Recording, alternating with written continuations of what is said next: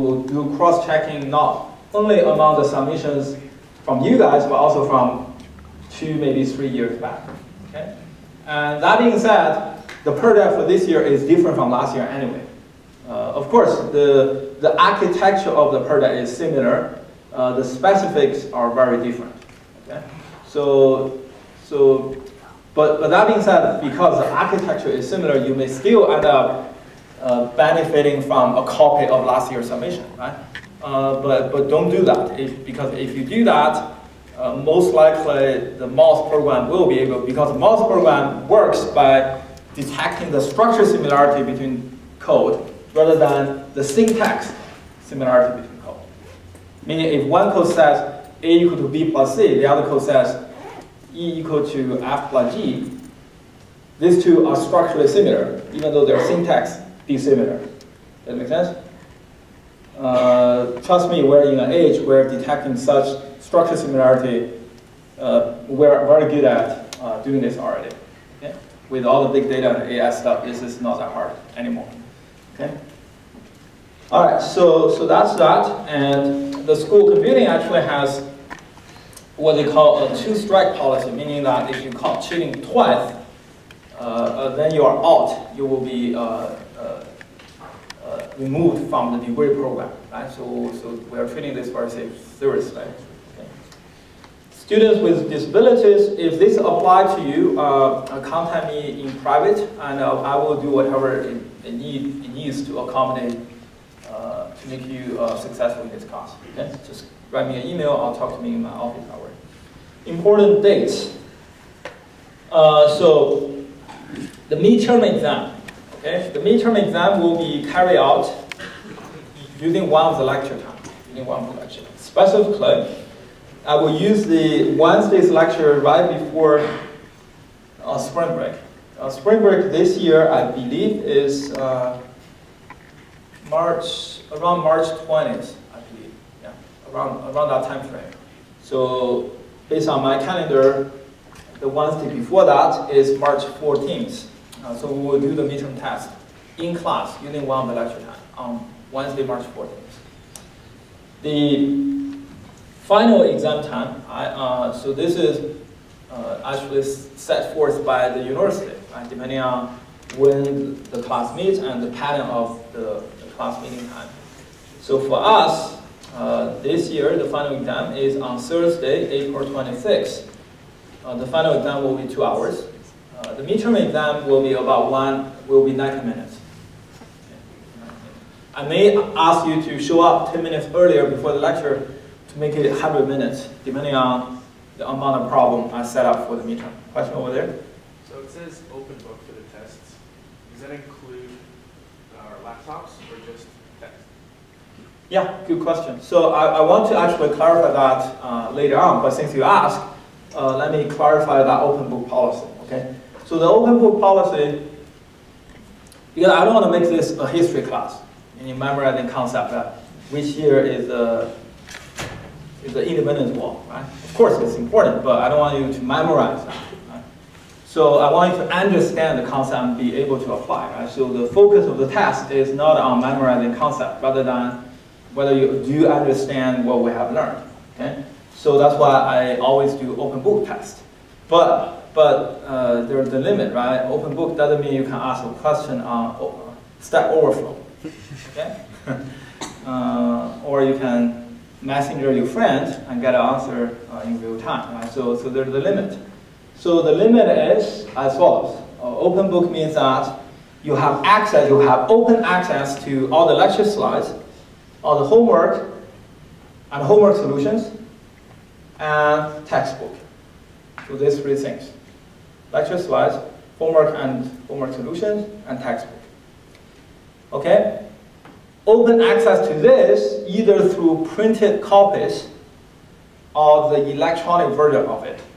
For the latter, you can bring your laptop. But if you do bring your laptop, you're limited to those materials only. If you look at, if your eye is on any other material during the course of the exam, then that's a violation of the policy. Does that make sense? Okay, so that's open book. This applies to both the midterm and final. One last thing about the final and midterm, they are disjoint. That makes sense? So final will cover whatever material we will teach after the midterm. Okay? So final is not a test of everything, but rather only the second half of the course. Grading policy. So those keywords you need to remember is no curving. Okay? You get what you get.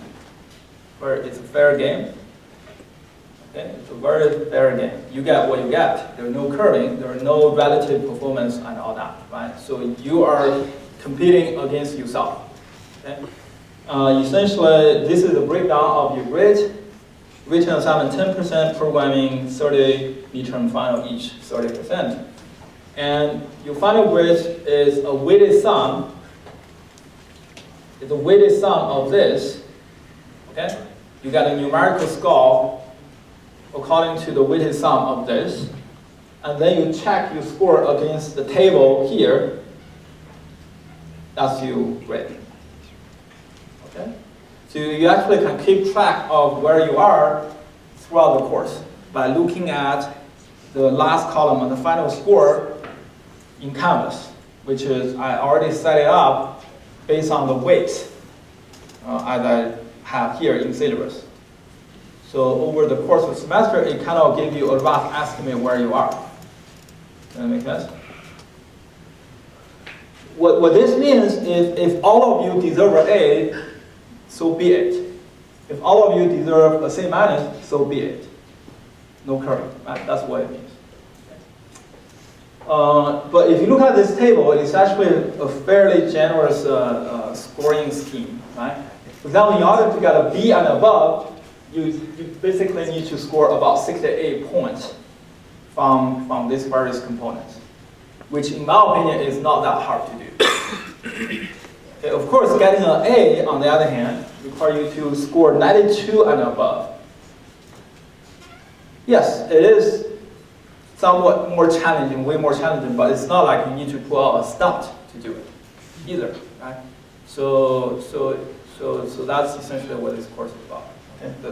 In terms of grading. And lastly, I want to clarify any potential ambiguity you may have, right? Because we're doing a weighted sum, okay? Because we're doing a weighted sum, so inevitably you will end up with in some cases you end up with floating number scores. And you may wonder, how do I deal with that? Okay, it's clearly defined here. Okay, we will use a rounding up scheme to handle such cases. 0.5 and above, you round up to the integer above. 0.5 below, you round down to the integer right below it. Okay, so that's a grading scheme. Course policy, I think I've covered some of those. So the programming assignment, let me talk about that a little bit. I think I'll have a dedicated session. Yeah, I do have a dedicated session on that. Okay. So late policy, so before I talk about programming assignments, let me talk about late policy. No late policy, no late submission, essentially. Okay. So all the homeworks, the written homeworks, whenever it's due, once it's out, I will release that through Canvas. It's a PDF file. Okay, whenever that's released, I will make an announcement in Canvas. Then you will be able to download. Whether to print that or not, that's up to you. And then whenever it's due, typically a written homework is due 1 or 2 weeks, between 1 and 2 weeks after it is released. Written assignment is always done by yourself. Whenever it's due, you will submit an electronic copy of your written assignment through Canvas.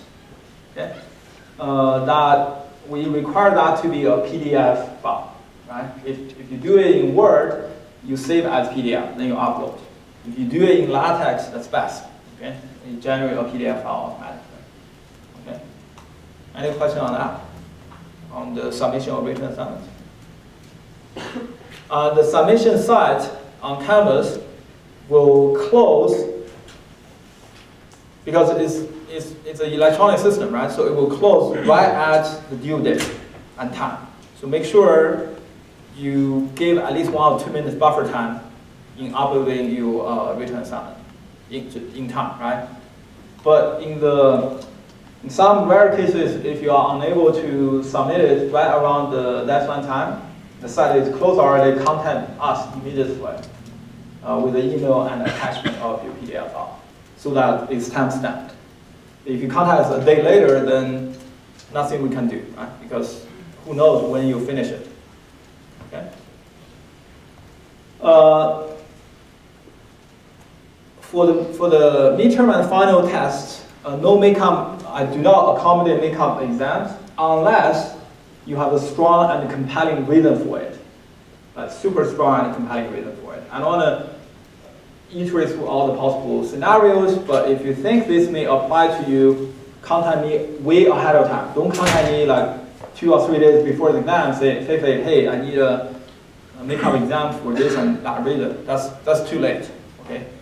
Contact me at least a few weeks before so that we can look at each case by case, and decide whether we are able to honor the excuse you have to do a makeup exam for you.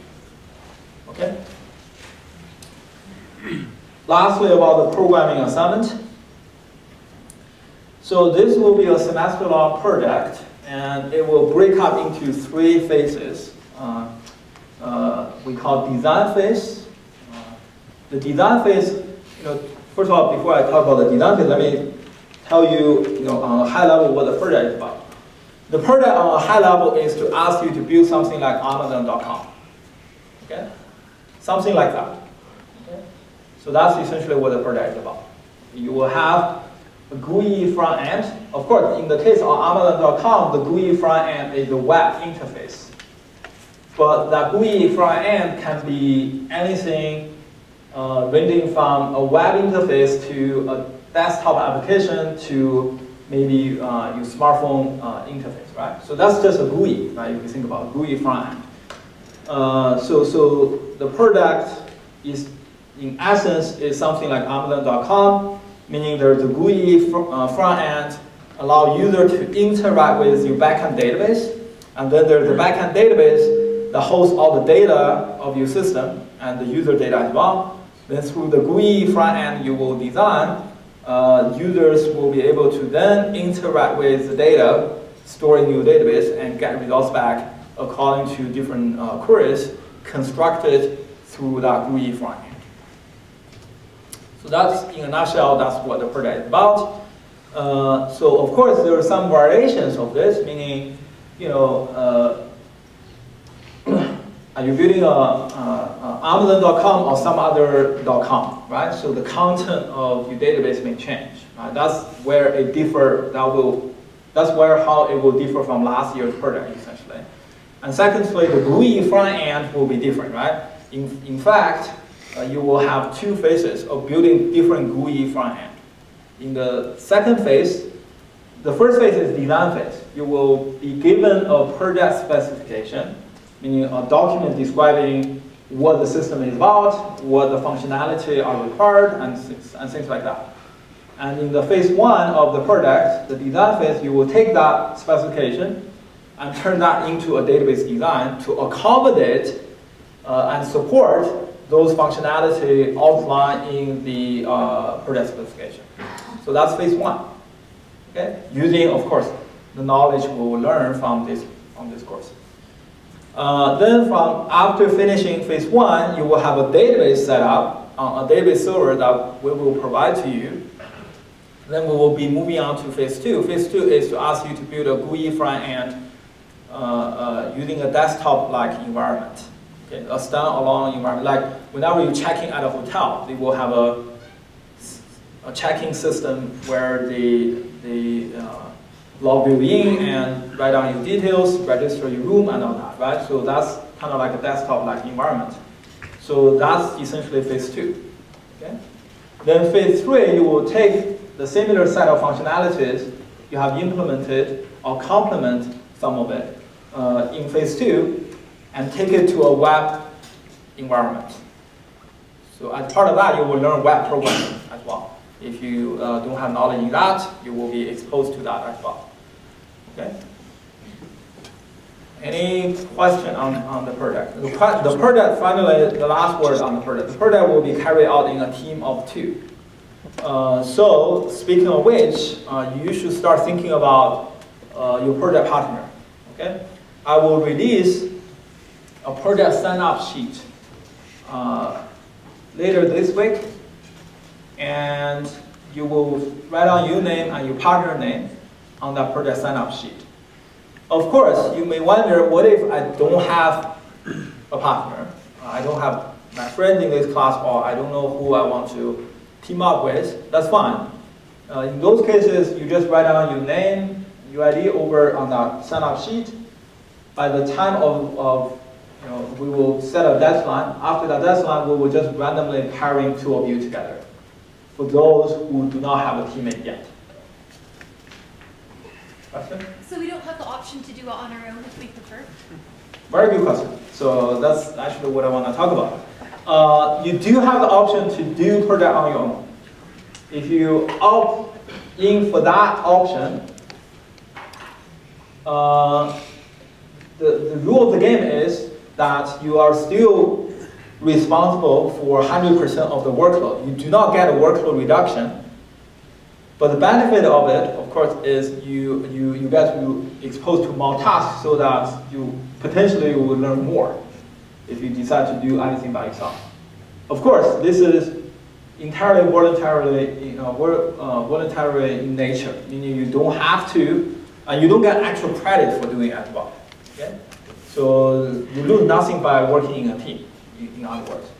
Okay? But if you feel strongly about doing this yourself, yes, you can sign up on the project sheet and then send out an email. Maybe you don't want others to know that you decide to do this, right? So send out an email saying that, okay, I want to do this myself. Then in the hiring out phase, we will leave your name out and make yourself a team. Her question actually brings up another interesting point, which is, what if we have all number of students in this class, right? And one of you ended up being forced to do the project by yourself. So that's obviously different from, I want to do the project myself. Does that make sense? Okay. So if you are the lucky one, or the unlucky one, depending on how you look at this, I will approach you individually and negotiate a deal with you. Okay, and got this. Okay. So the project covers pretty much every aspect of designing a database application, from the designing phase all the way to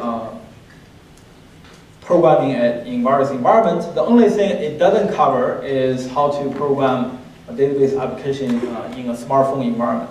Okay, that's something I always want to do, but the length of the semester just won't allow us to do that. Right? So that's the only aspect we are not able to cover in this project. But other than that, it covers pretty much every aspect of going from scratch all the way to building a full-fledged database application.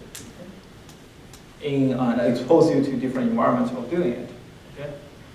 With that, we sum up the main points from the syllabus. Any question you may have before I dive into today's lecture?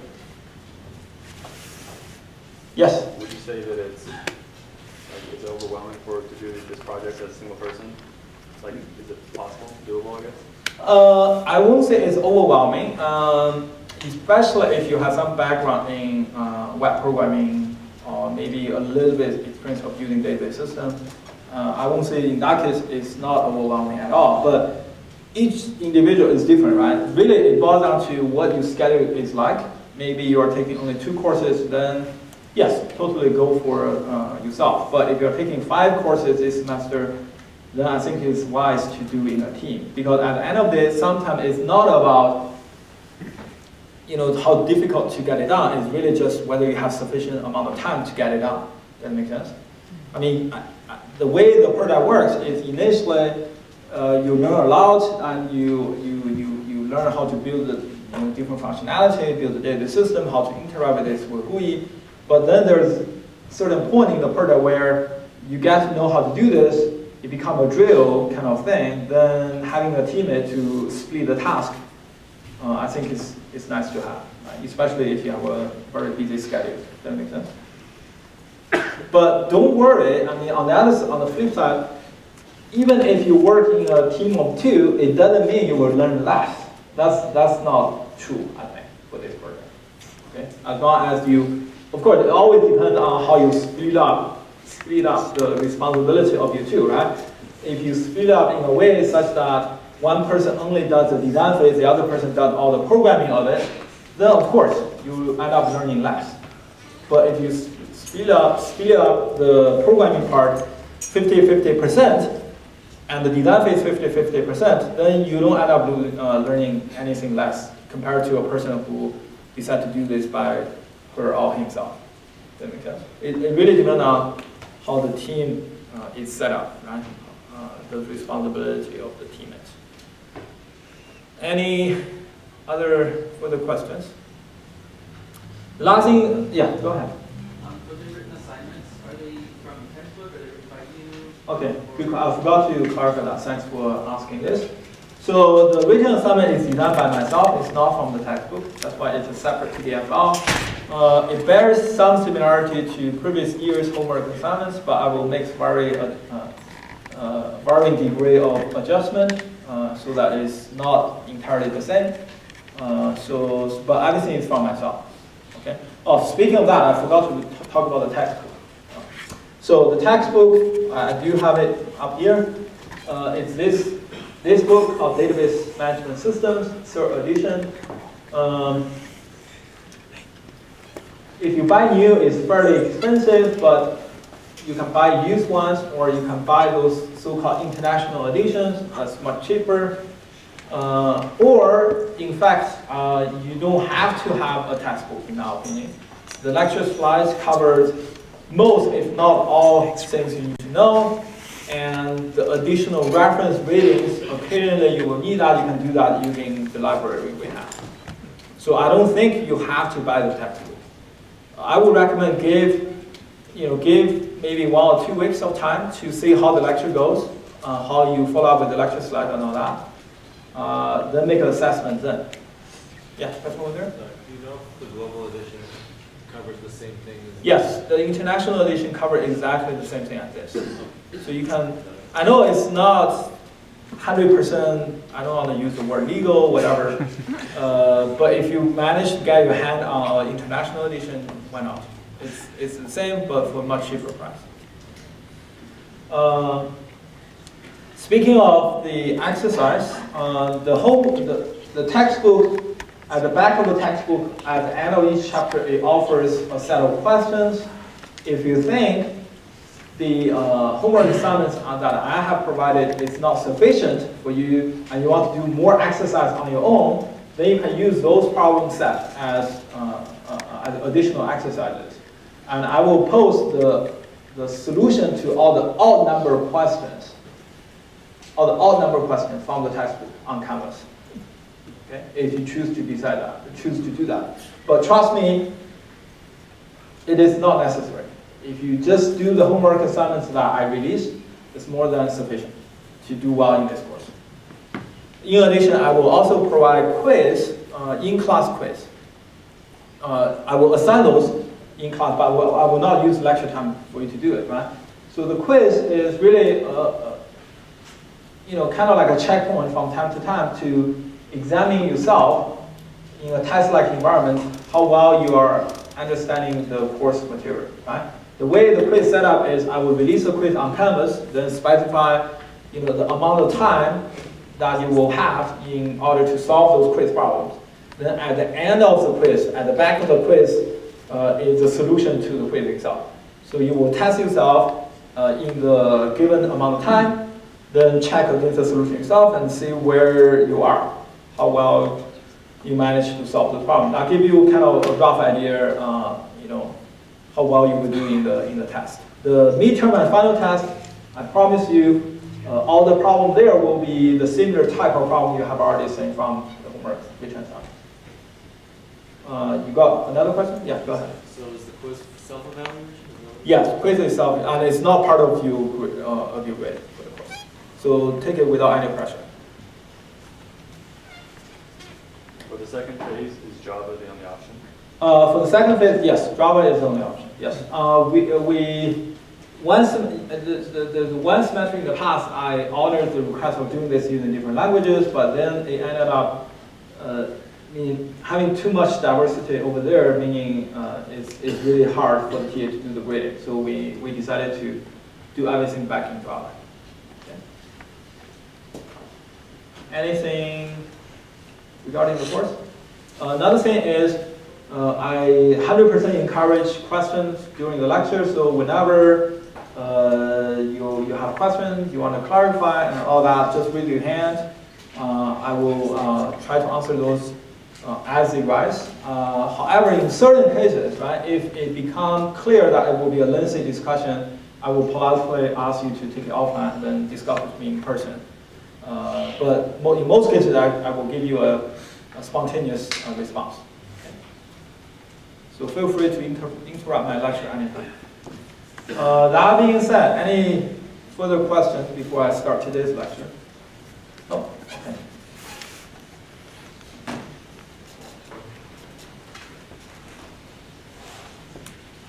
So database system, relational model. So today we're gonna, is the first lecture, one last thing before I dive into the course details. The TAs, as part of, this course is part of the Big Data Certificate program. Students in that program, some of them are not able to attend the lecture in person. So as a result of that, we set up these camcorders to record the lecture and post them to YouTube channel after each lecture.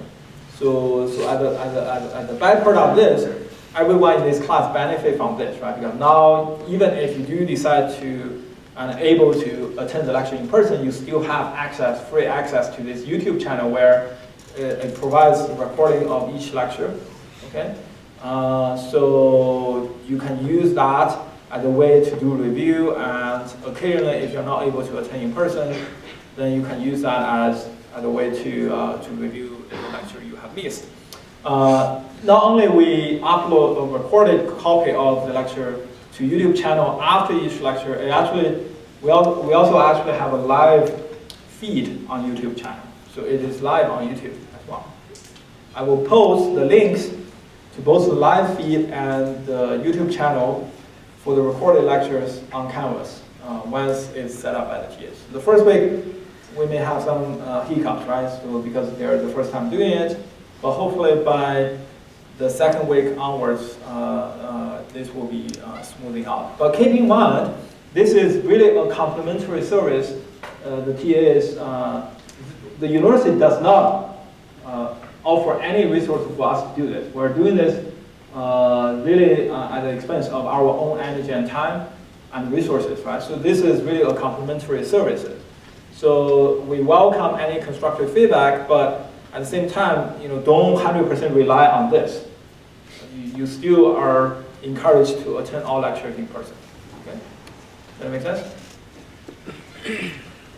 the slides going to be put on campus as well? Sorry? Are the slides going to Slides are already, at least the first few slides are already there. Okay, you may find under files, lecture slides.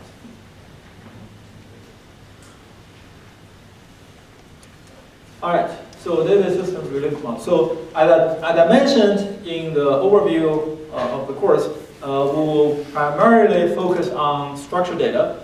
And for structured data, the most popular model people have used to model structured data is called relational model. So at the opening lecture for the course, we will start with the introduction and the discussion of the relational model. Okay. So before I do that, I just want to give you a quick overview of the database system landscape. Okay. So nowadays, the most popular buzzword is AI, artificial intelligence. Right? You don't seem to have data anywhere in that picture. People talk about AI all the time. But one thing that people sometimes forgot is that the driving force behind that AI movement is really data. Okay? To give you an idea of what this is like, it's kind of like AI is this great machinery people have built, this tool people have built. But the fuel, like you have a really, really nice car, but in order to drive that car, you need to have gas. And data is your gas. Okay? So data is the driving force behind any computer science applications. Right? Any application you can think of is built on data. So as a result of that, data sits in the foundation of computer science. Right? So to manage the vast amount of data and different type of data generated from all these different applications, you need to have something called database system. Right? You need to have something called database system. And there are many varieties of, of options out there due to the rich semantic that different data types may have. So for example, we have Hadoop, Spark type, HBase, Redis, MongoDB, Oracle, MySQL, PostgreSQL, MySQL, SQL Server, Neo4j, just to name a few. Just to name a few. If you want to manage document data, you go with MongoDB. If you want to manage graph data, you probably go to Neo4j. If you want to do massive computation of your data, you may choose to use Hadoop and Spark. But if you have structured data with well-defined schema, you go with MySQL, PostgreSQL, maybe Oracle database. Okay?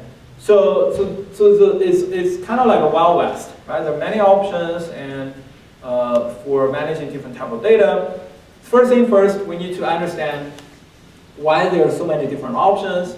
And secondly, the focus of this course, what is the structured data and what's the relational model for managing structured data. So to give you a quick breakdown of these different options is you can think of they are kind of like the interface exposed to the end user and developers, but they all boil down to some similar pipeline that I will show you in the next slide. Okay, the pipeline is something like this. So in a file-based data storage system, meaning that you do not use any of these systems. You do not use any of these systems to manage your data. You choose to manage the data yourself. You can always do that, right? You have, as long as you have an operating system, you have your file system, and you have a programming language of your choice, then you can always manage your data yourself. In fact, any of this system is nothing else but a complex piece of software code that somebody else has written for you. You can always say, nice, but thanks, I will do everything myself. That's always an option, right? If you have an operating system and file system in place. Okay? So the first option is on the left. So imagine you are the user. User can be an end user or a developer. Developer in this case is the user as well. Okay? You can write an application program, and the application program is written by some high-level programming language like Java, C++, Python, anything of your choice. And you may, if you're a guru, you may even end up writing that using assembly code. Fun. When I was a high school kid, I wrote the first program using assembly language. But it's not the best user-friendly program ever you can encounter, right? But nevertheless, it's some language that you use to develop that program. Then this program will be able to interact with the underlying operating system, which manage a file system. And the files are your data.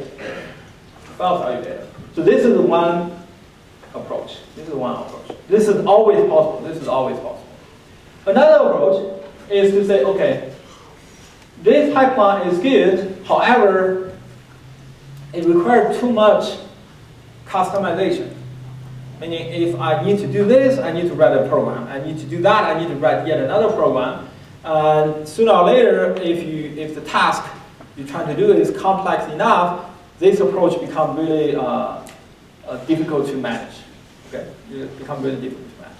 So another approach is to say, okay, I analyze what users typically are doing here, and I find enough common ground. And then I summarize those common needs through some high-level abstraction. And then I code those high-level abstraction in a system that's called database management system. So users no longer need to interact with their data through their own program. Rather, they use this abstraction I will provide from my database management system. Then they interact with their data through my database management system. So that's the pipeline on the right-hand side.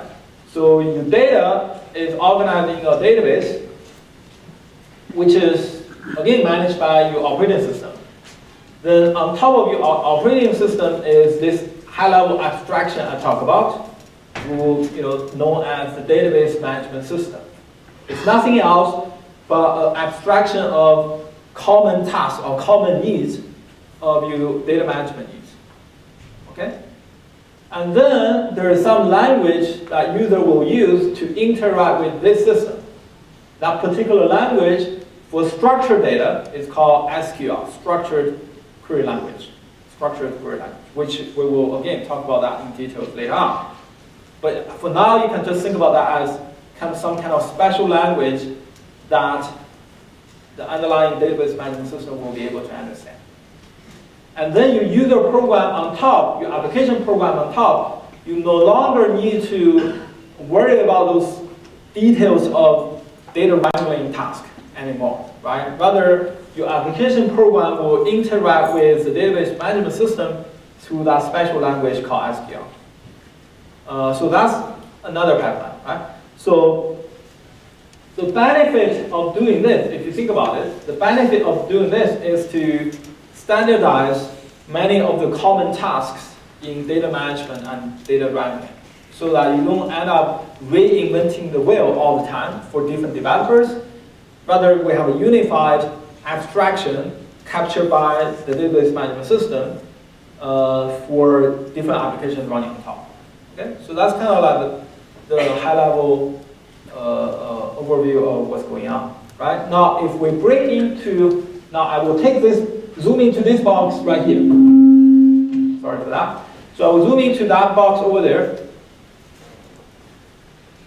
and look, what's inside that DBMS.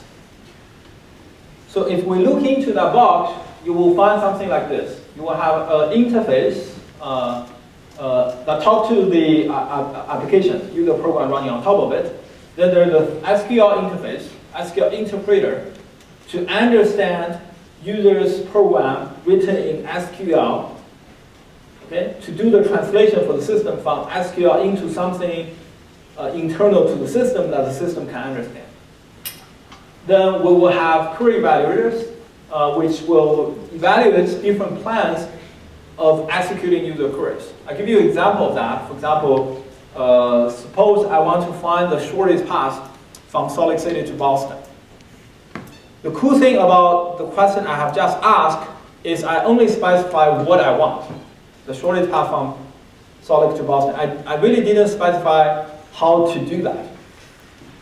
I really didn't specify how to do that. And then there are many different routes possible, right? You can go from Salt Lake to Chicago, then Boston. You can also go from Salt Lake to Dallas, then Boston. You may wonder why you do that. But it's a possible route. It may not be the shortest path, but it is a valid possible route. Right? So the point of this example is to show you that given the same query, there are many different ways of executing that query.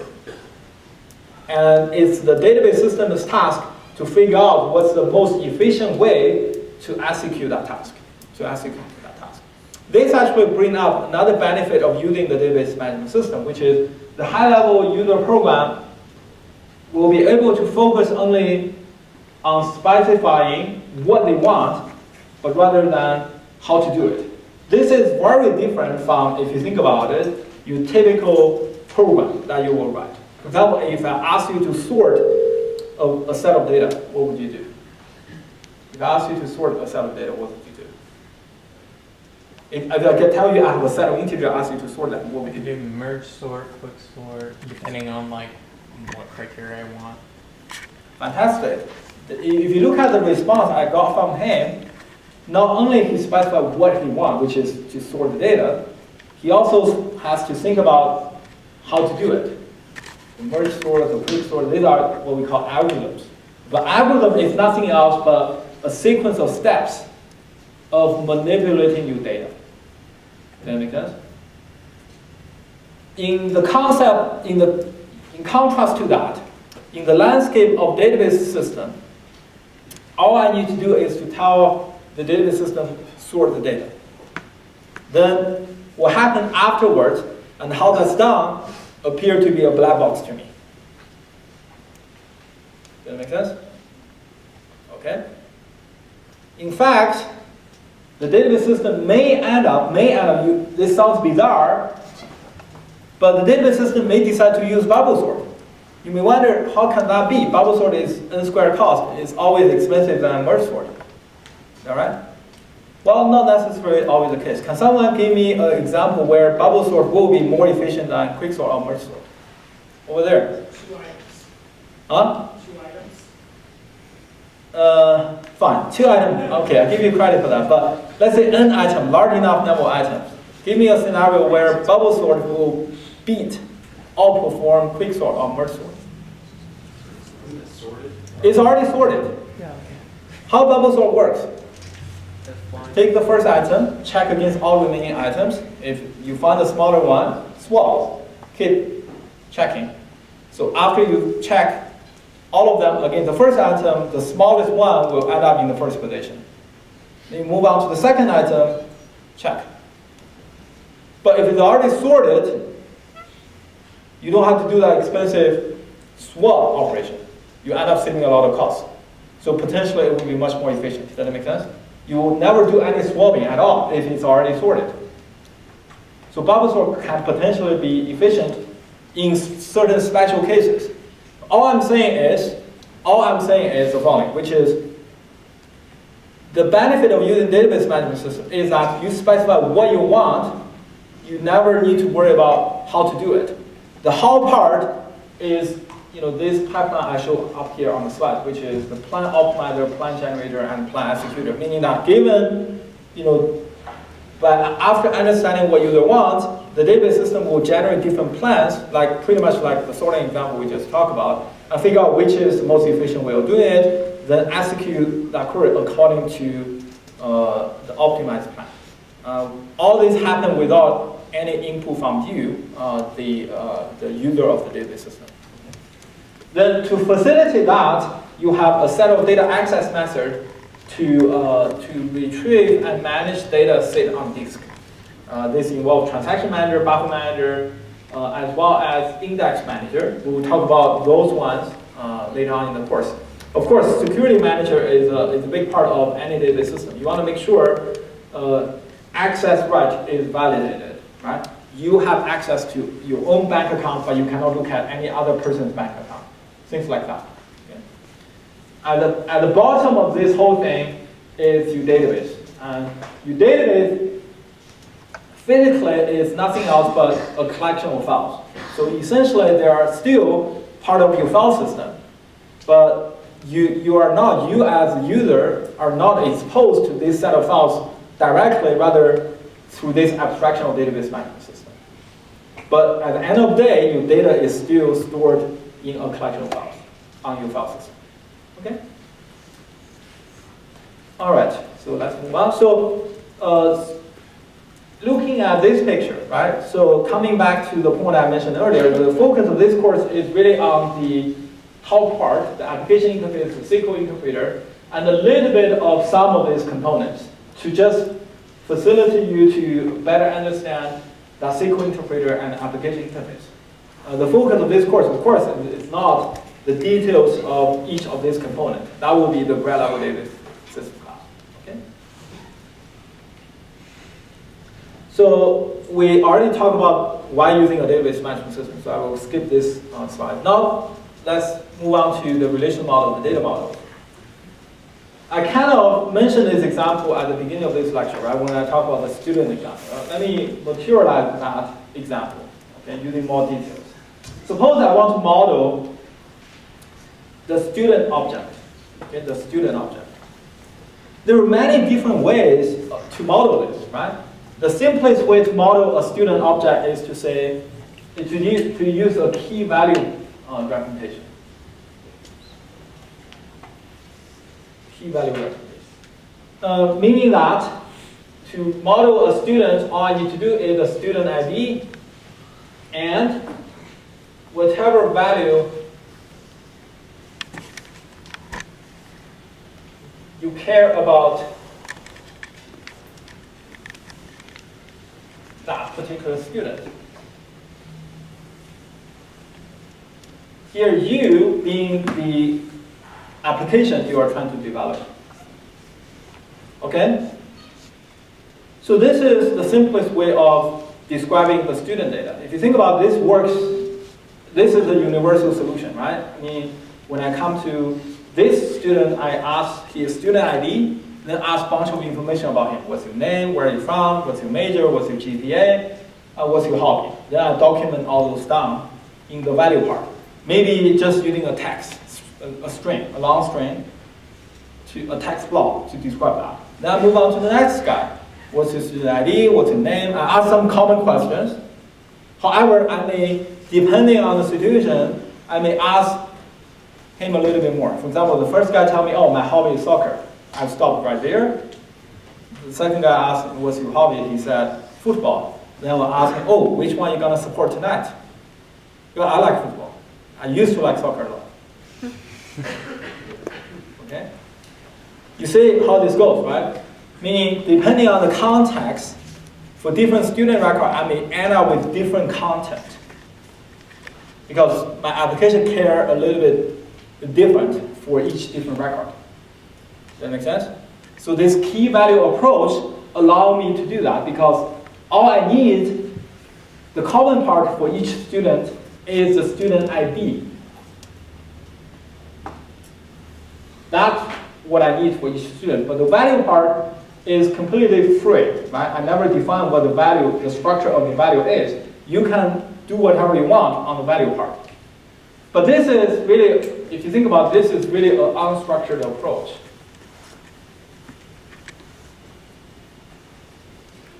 Unstructured approach, meaning that without looking at each specific student record, until then, you really never know what's the structure of that value part, unless you physically look at each record one by one. Does that make sense? Okay? However, a structured approach says, you know, if you do this, that's fine. It gives you a lot of freedom in how you model your data. Totally true. You have complete 100% freedom in how you model your data, how you describe your data, because the value part is never really specified. But the downside of that, there's no free lunch. The downside of that is, for me to write program on top of this, to manage such data become really hard. Because I don't know, for example, for one thing, how do I do the parsing of the value part? Because each student record will be potentially different. Right? That's one challenge. Second challenge, because of that, the way I organize my data become really hard. Because you know, the first student record may end up looking very different from the second student record, and so on and so forth. It's kind of like, instead of having 100 sedans, you try to lay out them in a car parking lot or warehouse. If you know it's all 100 sedans, and even better, all 100 Ford particular model, you can actually draw your parking lot size perfectly to accommodate each car, even before the 100 cars have arrived in your parking lot. But if I just tell you there are 100 cars coming, this becomes a really tough task for you to do, right? It could be 100 big trucks, it could be a mixture of 10 big trucks and 90 small sedans. How do you design your parking lot to accommodate this 100 variety of cars? You don't know. Does that make sense? The fundamental challenge is because you don't know the structure of those cars. You don't know the structure of those cars. All right? So that's kind of the unstructured approach, but it gives you complete freedom, right? In the car example, if you just say, I design my parking lot for 100 cars, and you never specify what cars they are designed for, then I have the total freedom of choosing whatever car I want. But if you tell me, okay, I designed my parking lot for 100 Ford sedans, then I know I can only select 100 sedans from Ford. My choices are restricted. But as a result of that, my efficiency is much better. You see the trade-off, right? You see the trade-off. Same thing applies to data system, right? I give you an example of unstructured data, which is the key value representation, which is the most natural solution people come up with. If I ask you to model your data, this probably is the most natural way of solutions you may come up with. All you need is a key to distinguish different student records or to distinguish different objects. That's all you need. You do need that because without that you cannot even distinguish one student from another or distinguish one car from another car. So you do need to have identifier, but other than that, the way you describe this object can be a free text or anything, right? In the unstructured approach. In the structured approach, people say, okay, yes, each student object may have different properties.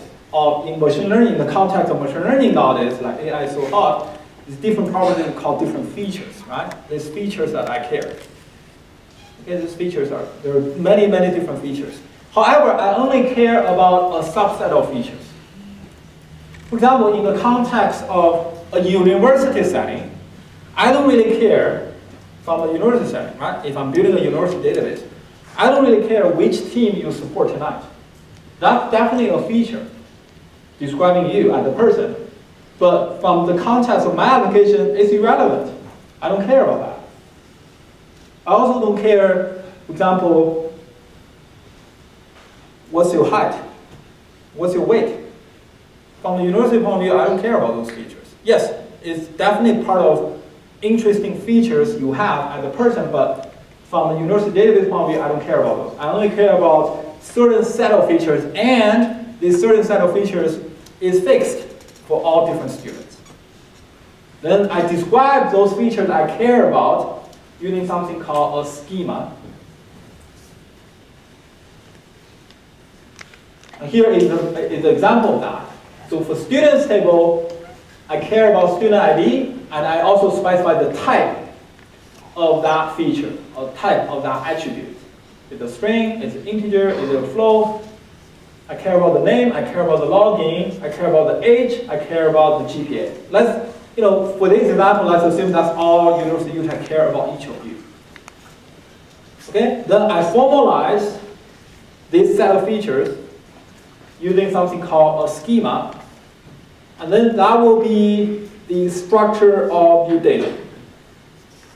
That will be the structure of your data. Does that make sense? The benefit of this approach, if you think about, this is what we call the structured approach. The benefit of this approach now is the following. I may have 10 students, 100 students, or 1,000 students, or even 10,000 students. But without even looking at even a single student record, I know one thing for sure, which is all those student records will have the exact same structure. They may have different values, that's fine, for each of the feature or each of the attributes, but they must have the exact same structure. Does that make sense? This is totally different from this unstructured approach where all you know is each one of them have a key and have something called a value, which is a big part of whatever. You don't know what's inside that. Does that make sense? So you see the difference of the two approaches, right? One gives you, of course, the downside of this, we saw the benefit of this approach, right? The downside of this approach is what? You lose the freedom, right? Later on, you say, okay, for student 101, the 104th student, for whatever reason, I care about his or her major. I want to document that down. If you use the structured approach, you cannot do that. The only way to do that is to modify the schema of all the data. So you add an additional field called major. But as a result of that, let's say you only care about the major information for that one student. But in order to do that, now what you have to do? Since you have to modify the schema of your data, you end up requiring this for all student records. It's very rigid. There's no flexibility. Whereas in the key value approach, that's very easy to do, right? For the 101st student, I add major as part of the value. For all the other students, not part of their value. What's the big deal? There's no structure. So very easy to accommodate. You see the comparison of the two, right? Okay, so that's the basics of a relation model for structured data.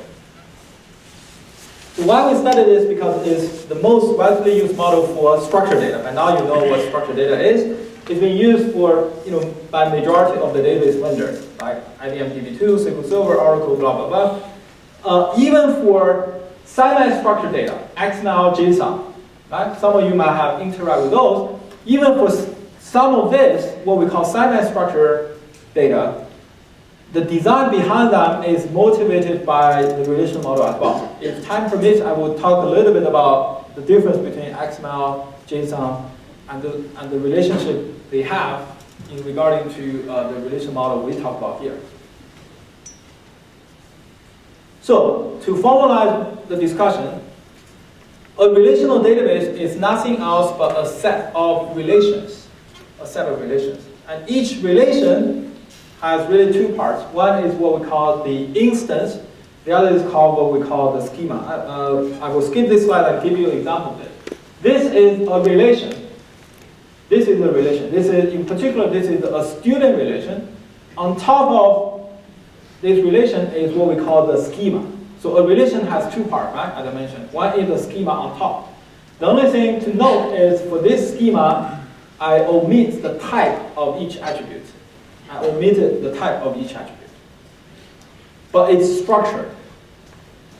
The schema specifies the layout of each record that will go into this relation.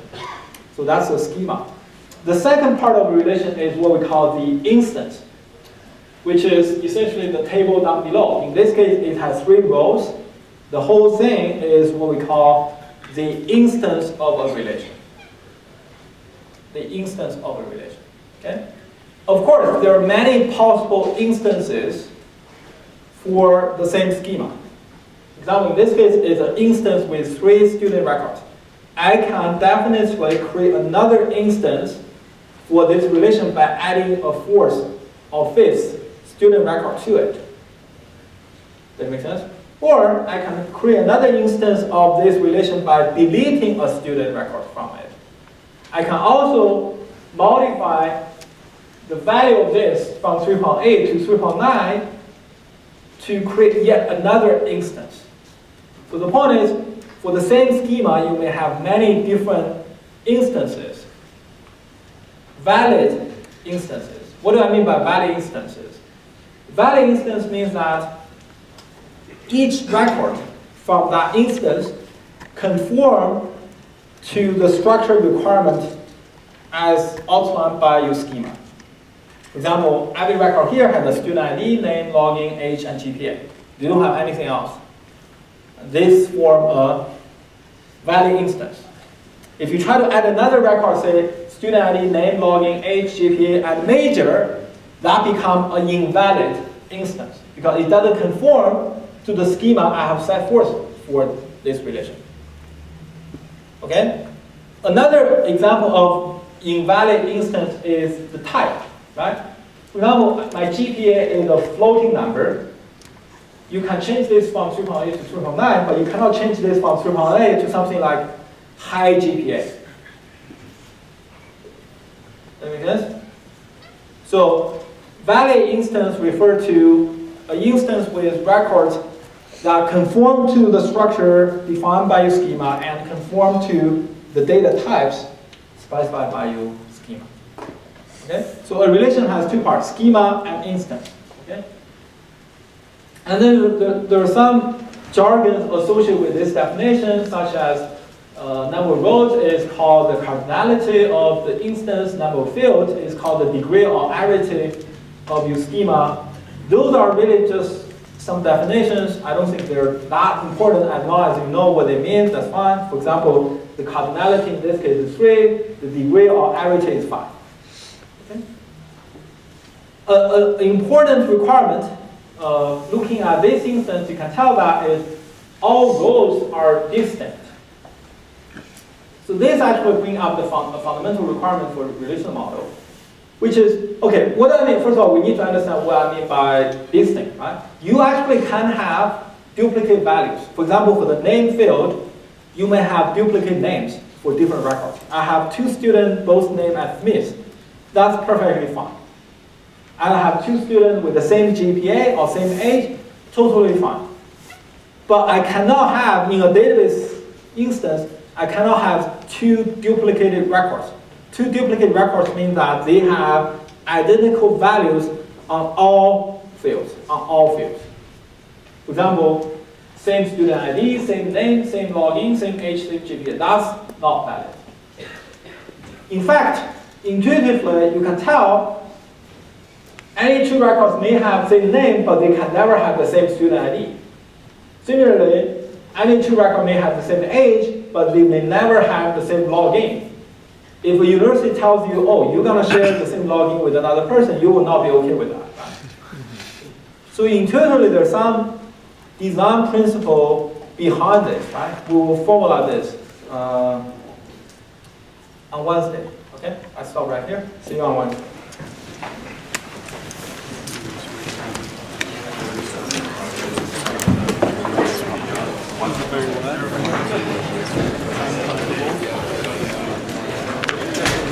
So I can imagine sitting there.